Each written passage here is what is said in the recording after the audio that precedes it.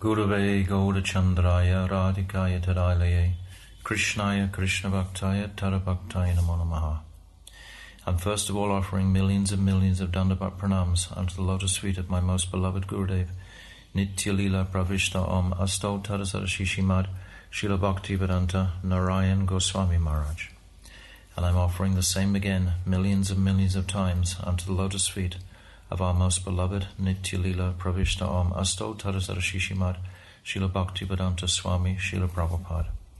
And all our Rupa Nuga Guru Vargya and all the Vaishnava and Vaishnavi devotees of the Lord, my Dandavat pranams. So, yesterday we read through Gurudev's Damodar Astakam book on verse 6 about Sankirtan. And today we're coming very close to the last day of Parikrama. And this is going to be our last final day out in the field, so to speak. So we want to absorb the beauty and speciality of Braj today as much as we possibly can. So now again we'll avail our buses and we'll go to the sweet pastime place of Kokilavana.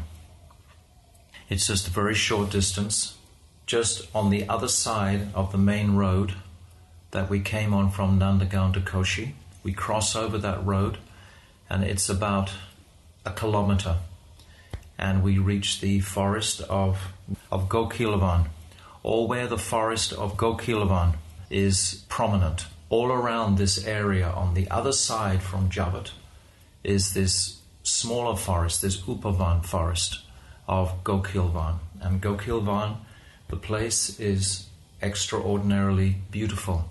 It has a huge kund, it has a large temple, and many guest houses are there, and a very large place for the buses to park in. It's a huge parking ground there. Because they have a deity, a large deity of Shanidev. So I'll describe that a little bit today.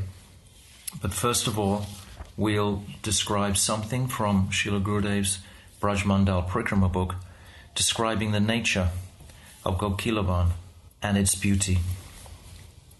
Kokilavana lies 3 miles north of Nandagaon and 1 mile west of Javata.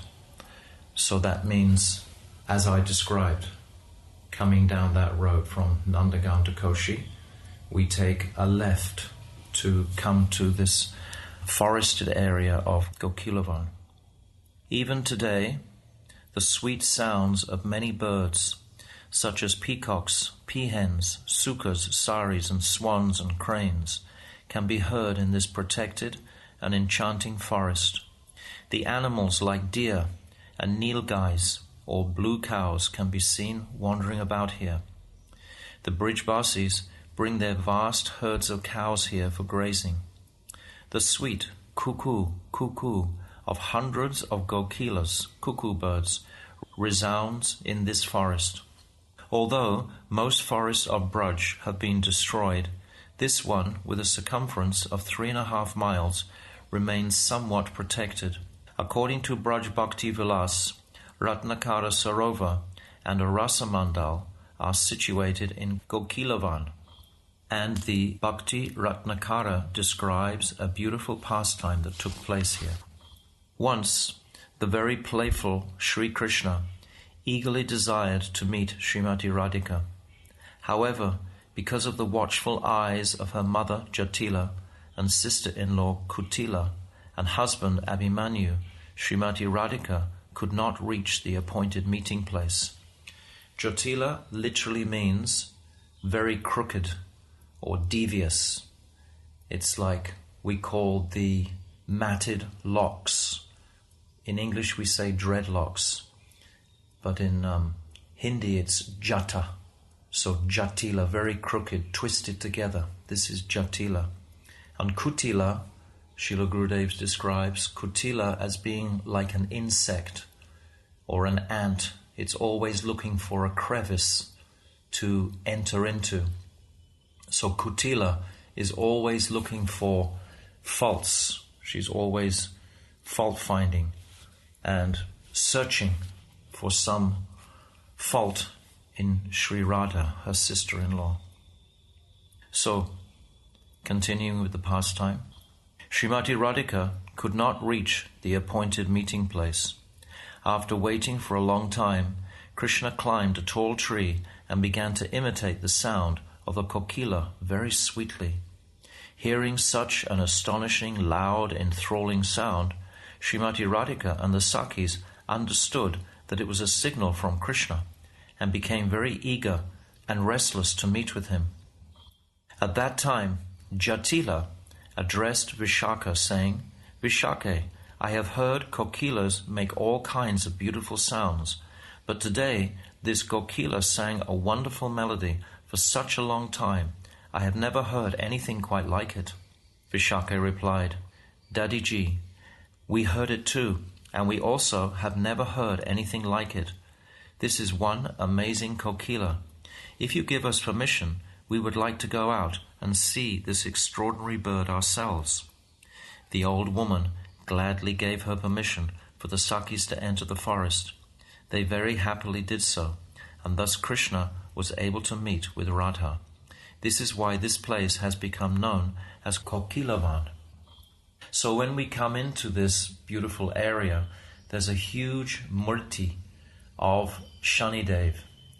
And personally, I didn't understand his history until recently. So just to educate us, I'm going to reiterate the history of Shanidev, just so we know his identity clearly. So Suryadev married the daughter of Vishvakarma, Sanjana.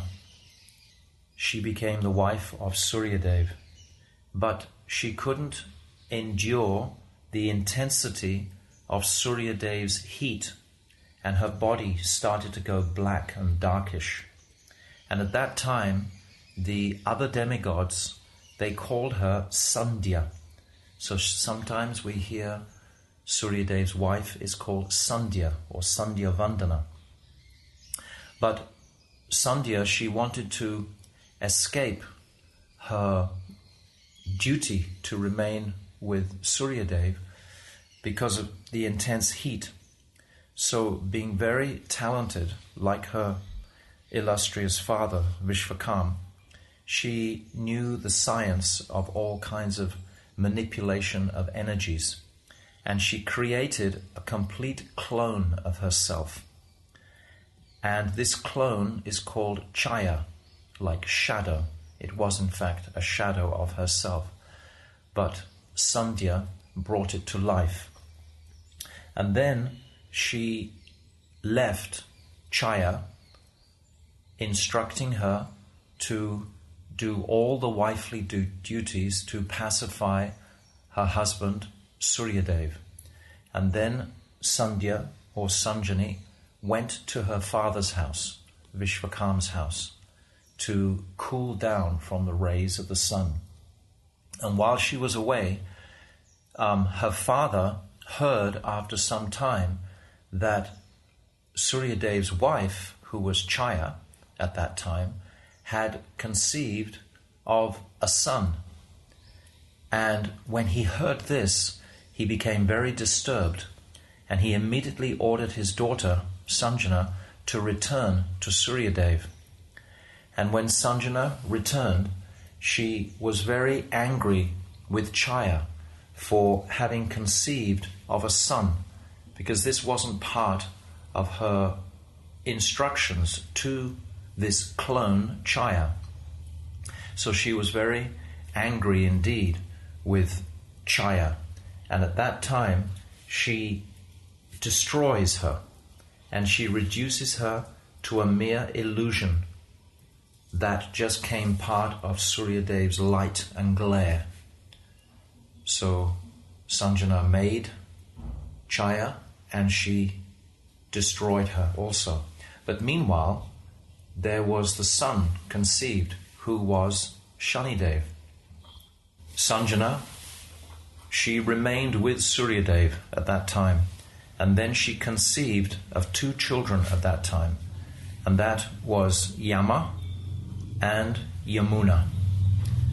And when these 2 children became of age to receive the benedictions from their father, Sanjana presented them very nicely, but she had poisoned Surya's mind against Shanidev, because of course Shanidev was not manifested from her womb. So at this time, Suryadev, he also disregarded Shanidev, and he gave to Yama the position of Dharmaraj, to judge all people's karma, etc., at the time of their leaving this material body. And then he also gave Jamuna the wonderful river, Jamuna Devi, to preside over, as being the Ishtadev of that divine river. So then Sanidev, who had been completely ignored by his father and all the Devas, was most distressed. He no longer had a mother to go to be consoled, and his father had been poisoned against him and rejected him, and Sanidev was considering that he had no fault himself personally. So he went and he found his mother, and he aimed a kick at her womb, and he gave her a terrific kick in the womb. And Sanjana was most disturbed, obviously, by this, and she cursed Sanidev, her stepson, we can say, to lose the use of that leg completely. So then Sanidev was writhing on the ground in agony, and Suryadev heard this commotion, and he came and he witnessed what was going on. And at this time, Sanjana, she confessed everything to Suryadev. She described about the clone Chaya and about that clone giving birth to Shanidev. So Suryadev was furious with this and chastised Sanjana very strongly. And he was very compassionate at that time towards Shanidev. And then he gave Shanidev the planet Saturn to preside over. So if we're following astrology, we understand that Sanidev is the presiding Ishtadev of Saturn planet. So then also he called all the Devas together, and the Devas, they honored Sanidev very much, so they reinstated his confidence, etc., in his position. So Sanidev is a very exacting type of personality, just as his brother Yamaraj is. They have very large celestial managerial duties to perform. So this is the story of Sanidev. So many people in India today, they worship Shanidev. So at Kokilvana, where we are now, there's this very large blackish. He's always blackish because he's born from Chaya. He's born from the shadow of the sun, so to speak. So his body is blackish, coming from the heat of the sun. So this is the principal pastime of Shanidev. And we can propitiate Shanidev to help us in clearing any obstacles to our devotion, just as Ganapati Ganeshji can also clear obstacles for our devotion.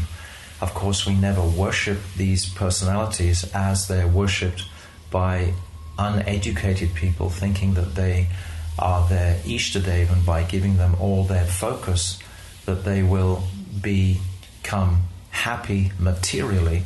This is not the sadhak's focus whatsoever. But we always honor all the devas so much. And Srila Gurudev, when we came to this Kokilavana, one time he spoke about Shanidev. He spoke to us all about him, because it's such a large murti that is there. And this is attracting many people to come to this place of Kokilvana. Even if they come on the premise of honoring Shanidev, they are still coming to a most holy dham of Kokilvana. So Shanidev is helping the sadhak to reach this most holy place of Kokilvana. So we see that large statue in the courtyard, and we can honor him as we honor any of the devas. All these personalities, they are all assisting Sri Krishna in his manifestation of this material universe. They're assisting Lord Brahma. So we honor him as a great servant of Sri Krishna. So Shanidev ki jai, Kokilvan ki jai, Gaur Premanandi Hari Hari Bol. So now we're proceeding on our way, and we come to the wonderful forest of Khadirvana. Khadirvana is spread out over a large area, so we don't see it in a focused sense, but we understand that this is where Krishna, he killed the Bakasura demon. And this pastime is beautifully described in the Srimad Bhagavatam, and Srila Gurudev describes it in his VRAJA-MANDAL PARIKRAMA book. So the Krishna was coming. Krishna is at this time in his Balya Leela, his childhood Leela, before his Pauganda Leela. So he's younger than 5 years old. He's about 4 years old. And he's just killed Vatsavan, the calf demon. And he's told all the sakas not to tell anyone in Braj about this, otherwise Mother Yashoda, she will worry too much and she won't let him come out to the forest. So when the calves and Krishna and the sakas, they come to a very beautiful kund, a large kund, they see this massive bird, this huge entity. In Ananda Vrindavan Champu, it's describing that when he opened his beak, the top of his beak would reach Swagaloka. So this huge bird was big like a mountain and completely intimidated the sakas looking at this huge bird. And this huge bird immediately, upon seeing Krishna, because he'd been ordered by Kamsa to come and kill Krishna, immediately, as soon as Krishna came close to him, he swallowed him straight away. And when the sakas, they saw this, they were overcome with lamentation and completely fainted. Even Balaram, even he passed out and fainted. Balaram sometimes becomes so intensely absorbed in his identity as a cowherd boy that he responds the same as the other cowherd boys, and he also lost consciousness at that time. And then Krishna, in the throat of Bakasura, became like molten lead, really, really hot, fiery. And Bakasura, he vomited him out. Bakasura, the demigods had tried to kill him a number of times, but Bakasura was so powerful demon, and he'd been harassing the higher worlds as well as the earthly planet, the sages and so on. So then he vomited out Krishna, and then Krishna seemed to be totally unharmed and was standing in front of him in a stance to do battle. And then Bakasura began to try with his very sharp beak to catch Krishna, and Krishna was running around, exhausting Bakasura. And finally, Krishna jumped at his beak, and he stood on one side of the beak, and with his other two arms he pushed the top part of the beak up, and then he began to walk up the beak of Bakasura. And as he walked, he was pushing his upper beak with all his strength up. And eventually, of course, Bakasura was totally bifurcated, exactly as Jarasandha was bifurcated by Bhima in that fight previously. So then when Krishna had bifurcated Bakasura, of course the demigods, the devas, they showered him with so many flowers. They were so pleased that this horrendous demon had finally been laid to rest. And then Krishna cast his merciful glance over the sakas and revived them back to consciousness. And the sakas were so impressed, they were so overjoyed to see what had happened to Bakasura, and they congratulated so nicely Krishna. Krishna is the hero. So Krishna, young boys, they love heroes, so Krishna is the supreme hero. So the Sakhas were so much embracing Krishna. And this time, when they returned, finally they gathered all their calves together and then returned to Braj.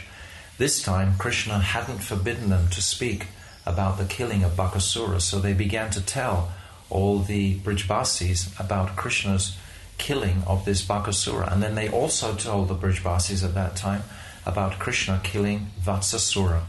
And the Brijbasis were totally astonished. Nanda Baba, he thought, oh, perhaps Krishna must have killed these demons in a previous birth, and they've come again to harass him. Nanda Baba and the Brijbasis were amazed, because this is about the 5th demon that has come to harass Krishna. First there was Putana, then there was Shakatasura, then Trinavrata, then Vatsasura, and now Bakasura. So the Brijbasis were thinking how amazing it is that Krishna never has a single hair on his body harmed, and all these other demons lose their lives. So they was thinking how extraordinary. And then of course Nanda Baba, he remembers what Gagaracharya had said, that Krishna himself will be like Narayan. So all the Brijbasis were very joyous to see that Krishna had been saved again from the danger of death by Bakasura. And Mother Yashoda, of course, she's so concerned for her son, and she's so unhappy that these demons attack him in the forest.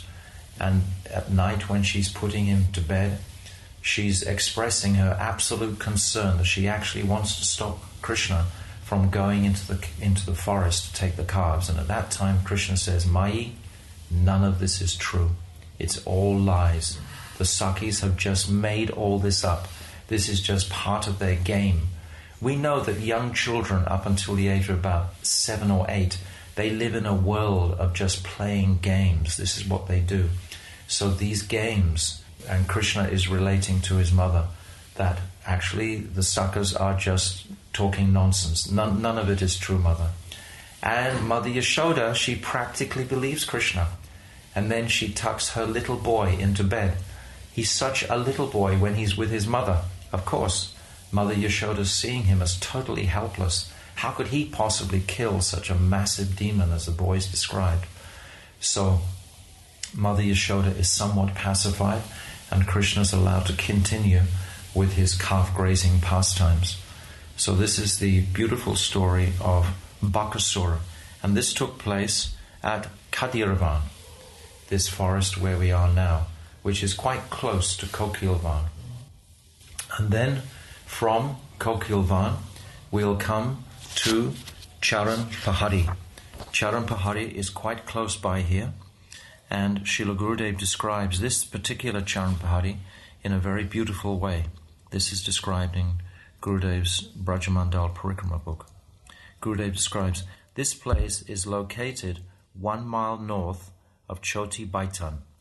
It is called Caran-pahadi because one can find Sri Krishna and Baladev's footprints, Charana-chinna, here, as well as imprints made by cows and gopas. Once, while Krishna was tending the cows, Krishna reached this place with his entourage of Sakhas. The cows were grazing some distance from where he stood, and the Sakhas were also a short distance away. In a playful mood, Krishna stood under a tree on the top of Caran-pahadi in his Tribhanga Lalita form. He played such a melody on his vamsi that the entire hill melted upon hearing the sound. What to speak of the cowherd boys and cows, even the deer, does, and other animals and birds were allured. They quickly made their way to Krishna, leaving imprints across the melted stones. These imprints all point in one direction only, because when Krishna stopped playing his flute, the stones regained their natural state, which meant the gopis, gopas, and animals left impressions of their feet behind when they went to see Krishna. This place is named Caran-pahadi because Sri Krishna's footprints are on top of the mountain. The word Charana means foot, and Pahadi means mountain. So this is a very clear, distinct Caran-pahadi where we can see the footprints of so many cows, calves, and suckers, and the sakis also, because when they heard the heart-melting sound of Krishna's flute, immediately they became attracted. Even their minds didn't want to go, but they left whatever they were doing, and they also followed that sound vibration. Everybody followed that sound vibration, and they all left their marks impressed within that hill of that Caran-pahadi. So Caran-pahadi ki jai. When we see these footprints, as I described once before, Srila Gurudev would always become very animated when he saw these footprints, and that would be contagious, and we also would become very excited to see these footprints as absolute living proof of the personality of Krishna and all the Brijbasis. So as we've said before, seeing these beautiful impressions, this creates very deep faith and sanskars in the hearts of the sadhaks. It's so important to come to these Caran-pahadis in particular and appreciate the living, solid memory of Krishna's activities here in this place. So, Caran-pahadi ki jai. And now, a little bit further down, we're going to come to the forest of Kamudvan. So we've been in Kokilavana and Khadirvana, and now we're coming to the forest of Kamudvan. And in Kamudvan, we come to Santanu Kund. And Santanu Kund is very beautiful. And this is named after Maharaj Santanu. That Maharaj Santanu, who is the great grandfather of the Pandavas. So Maharaj Santanu, in his previous birth, was a exalted demigod. He was the son of Ikshvaku, and his name was Mahabhisha. And he was very powerful and very valiant and noble and honorable. And he was called one time to a meeting with the Devas by Lord Brahma. And in that assembly, Ganga Devi, she also entered that assembly. And as she entered, a very strong wind blew her veil and garments away.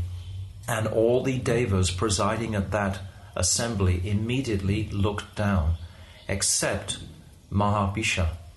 Mahabhisha kept looking with adoration at Mother Ganga. And Ganga Devi, she also looked at Mahabhisha at that time. And then Lord Brahma, he pronounced a curse on Mahabhisha for his behavior in that assembly. And he said, "You will be cursed to take birth on earth. And Goddess Ganga Devi, she will become your wife on earth." And then Mahabhisha, he accepted that curse, but asked, could he take birth from King Pratipa? And Lord Brahma, he agreed. So King Pratipa was ruling the planet at that time. So he took birth as his third son. And then, just before his birth, Ganga Devi had already come to the earth. She approached King Pratipa and she sat on his right lap. And King Pratipa, who was very renounced, he asked, "Oh my dear, what is it that you want?" And she said she wanted to marry him. And King Pratipa said, "Well, that's not possible, because I'm now finishing my kingly duties and I'm getting ready to retire. And also you're sitting on my right lap, which indicates you're my daughter. So you will become my daughter-in-law. The wife would sit on the left lap." So Pratipa, King Pratipa, he says like this. And then very shortly afterward he conceives of Mahabhisha, who he names Santanu. So his son Santanu becomes his third son. And then Shantanu's two elder brothers, one had leprosy and the other renounced the kingdom. So Santanu was left in charge of the kingdom. So Santanu, when he was ruling the kingdom, Ganga Devi, she again approached Santanu, and Santanu accepted her as his wife. And Ganga Devi made the condition that he wasn't allowed to question any of her activities. Whatever she did, if Santanu questioned what she did, then she would leave immediately. So when their first son was born, immediately Ganga Devi took that son and drowned it in the river. And Santanu was astonished and deeply saddened, but he remembered his vow, so he didn't say anything. And then there was a second son, and Ganga Devi, she did the same. And then a third son, fourth son, fifth son, sixth son, seventh son. And Santanu Maharaj was biting his tongue every time, shocked by the behavior of his wife. And then, when the eighth son was born, Goddess Ganga Devi was again taking the child to drown in the river. And Maharaj Santanu, he couldn't restrain himself at this time. He said with horror, "What are you doing to all my children, all my sons?" And then Ganga Devi, she said, "Now you have broken your vow. Now I must leave you. But I will take this final eighth son with me, and when he reaches 16 years old, I'll send him back to you." So Ganga Devi, she departs, and Shantanu's misery is enormous at that time, his separation from Ganga Devi, and he laments bitterly. Just to interject here, to explain why Goddess Ganga Devi was murdering all her children.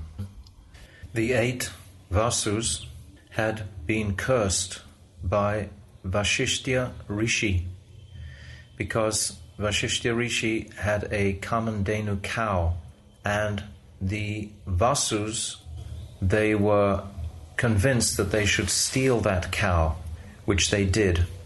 And Vasishtha Rishi, he understood in his meditation who was the culprit of stealing his Kamandenu cow. And then he cursed those 8 Vasus to take birth on earth. And at that time, those 8 Vasus, they approached Ganga Devi, because they knew that she had also been cursed to take birth on earth. And they begged, could they please come from her womb?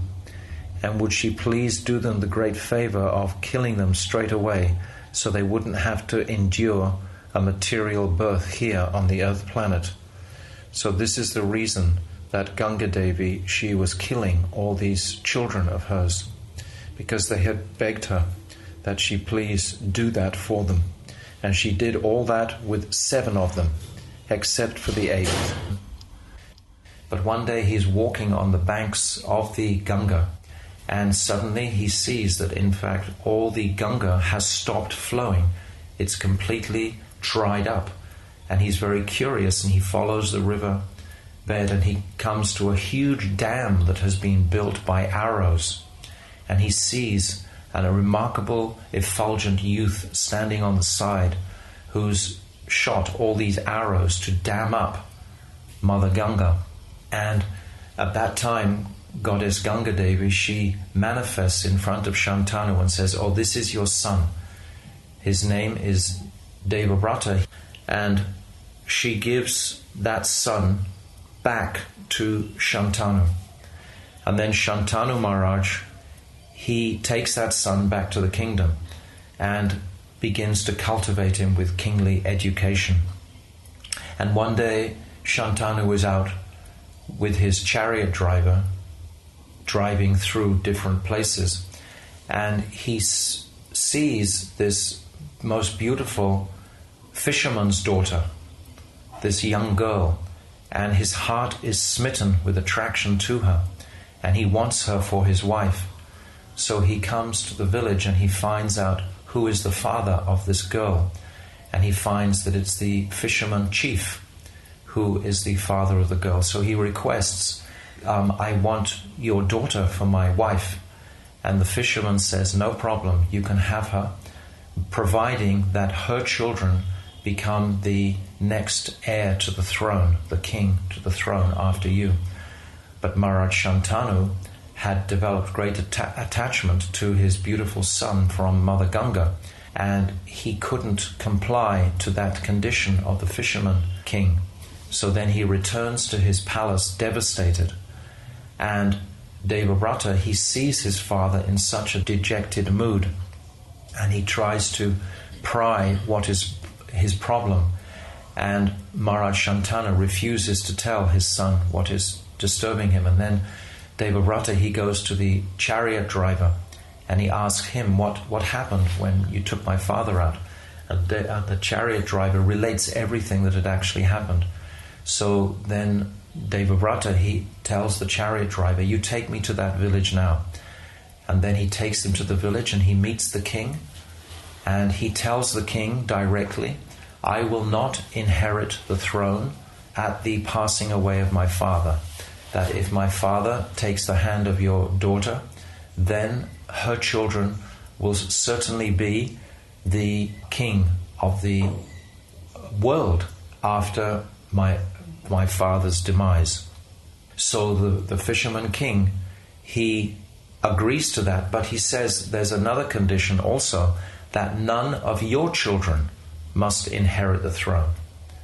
So at that time, Devavrata, who of course is celibate at this time, he takes a vow in front of that king of the fishermen, and he says, I vow that I will never marry. I will remain celibate my whole life. So this is a tremendous vow for a Kshatriya to make. So he takes this vow very solemnly. Of course, in this age of Dwapara Yuga, when someone takes a vow, it's a real vow, an absolute serious vow. So when Devavrata, he takes this vow, then all the devas, they shower so many flowers down upon him, and they say, Bhishma, Bhishma, Bhishma. Bhishma means a severe vow, just like we're now in our Bhishma Panchaka, these last 5 days of Kartik. So this name Bhishma was bestowed upon Devavrata at that time for taking that vow. And then Devavrata, he takes that daughter of the king, of the fisherman, back to the palace to give to his father as he desired.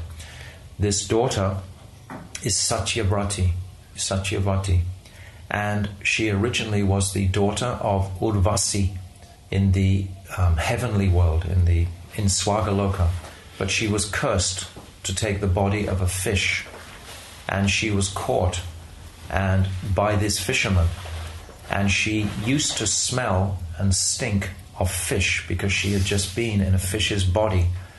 And by her association with Parashara Rishi, who conceived in her the great sage Vyasadeva, he gave her the benediction that her fragrance would be like sweet perfume, and he took away that smelly fish smell that she was having previously and gave her this divine fragrance.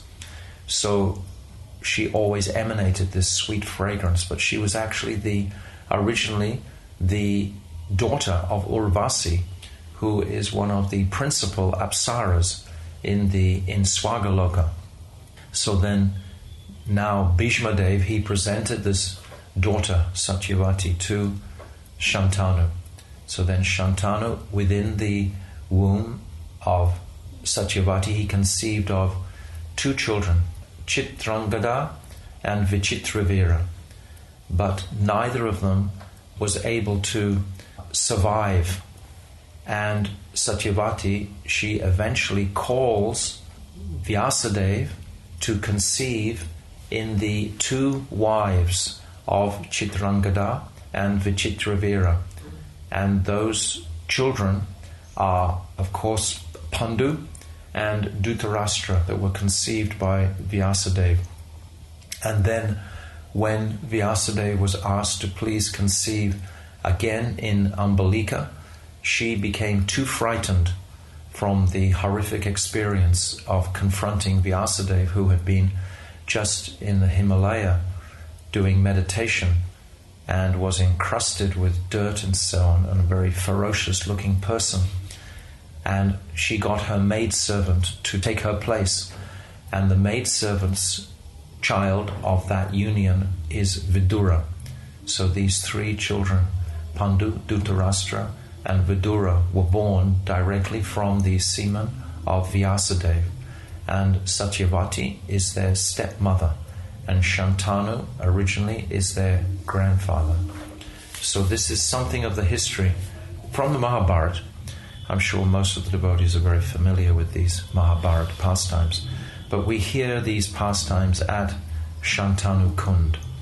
So this is where we've come now, hearing the extraordinary prowess of these personalities in the past and how they maintained the balance of the earth planet through their conduct and through their protection of Dharma. These ancient kings were dharmic. They were like Dharma rishis. They were very powerful and very dharmic in all their behavior.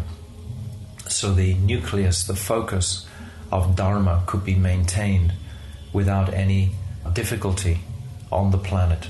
So here we're honoring Shantanu Maharaj at Shantanu Kund, and we're remembering how this is remarkably within the beautiful forest of VRAJA-MANDAL.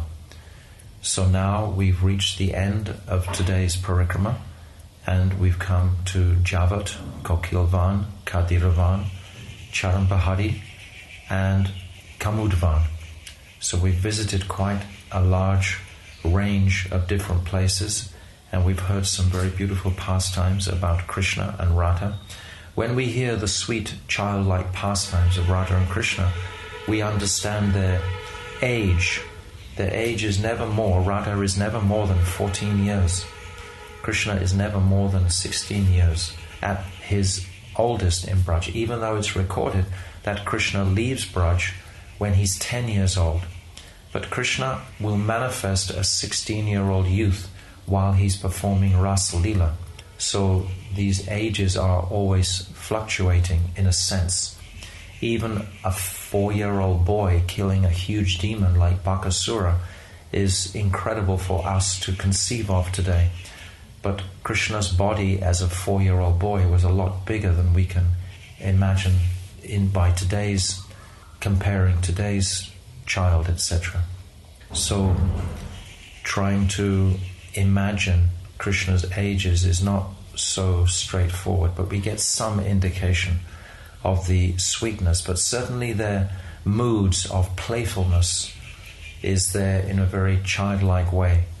The playful pastimes between Radha and Krishna are so childlikely beautiful. So Srila Gurudev ki jai, VRAJA-MANDAL ki jai, Gaur Premanandi. So tomorrow is our second to the last day. It's the disappearance day of our most beloved Pujapad, Srila Bhakti Pramod Puri Maharaj.